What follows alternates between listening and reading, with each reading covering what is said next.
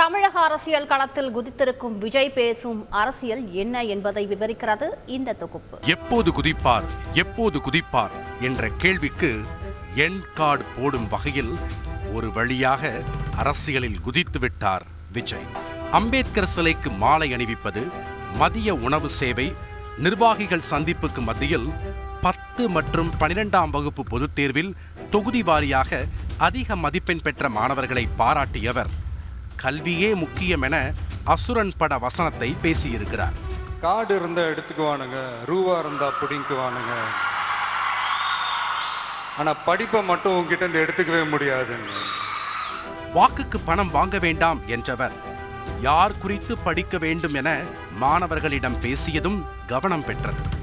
இந்த சமூகத்திற்கு எந்த சமநிலை வேண்டும் என பேசி அதன்படியே நடந்த தலைவர்கள் அம்பேத்கர், பெரியார் மற்றும் காமராஜர் குறித்து படிக்கச் சொன்னார் விஜய். இந்த பேச்சே எந்த அரசியலை முன்னெடுக்க பார்க்கிறார் என்பதை காட்டியது.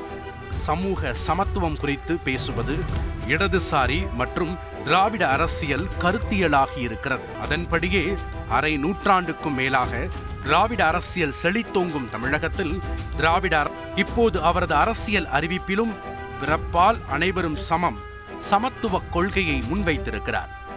எண்ணி துணிக கருமம் என்ற வள்ளுவன் வாக்குப்படி தமிழக வெற்றி கழகம் என அறிவித்திருக்கிறார். ஊழல் மலிந்த அரசியல் கலாச்சாரம், சாதி மத பேதங்கள் வாயிலாக பிளவுபடுத்த துடிக்கும் பிளவுவாத அரசியல் கலாச்சாரம் எல்லாம் முட்டுக்கட்டை என குறிப்பிட்டிருக்கும் விஜய், பிறப்புக்கும் எல்லா உயிர்க்கும், அதாவது பிறப்பால் அனைவரும் சமம் என்ற சமத்துவ கொள்கையை மாற்று அரசியல் என முழங்கி இருக்கிறார். திராவிட கட்சிகள் எல்லாம் தங்கள் கட்சிகளுக்கு கழகம் என்றே பெயர் வைத்துள்ளன. அந்த வகையில் விஜயும் தனது கட்சிக்கு தமிழக வெற்றி கழகம் என பெயரிட்டிருப்பதும் கவனம் பெற்றிருக்கிறது. இன்று மாணவர்களாக இருப்பவர்கள் 2026 வாக்களிக்கும் வாக்காளர் ஆவார்கள். விஜய் மக்கள் இயக்கம் செய்யும் நிலப்பணி திட்டங்கள் எல்லாம் 234 தொகுதி வாரியாக என பட்டியலிட்டது. அவரது அரசியல் டார்கெட் எல்லாம் 2026 மாநில சட்டப்பேரவை தேர்தலாகவே இருக்கலாம் என்றே பேசப்பட்டது. 2024 நாடாளுமன்ற தேர்தலில் போட்டி இல்லை என உறுதிப்படுத்தியிருக்கும் விஜய் 2026 சட்டப்பேரவை தேர்தல் தான் இலக்கு என்றே அறிவித்துவிட்டார். 2024 நாடாளுமன்ற தேர்தலுக்கு பிறகு மக்கள் சந்திப்பு நிகழ்வுகள் தொடங்கும் என தெரிவித்திருக்கிறார் விஜய்.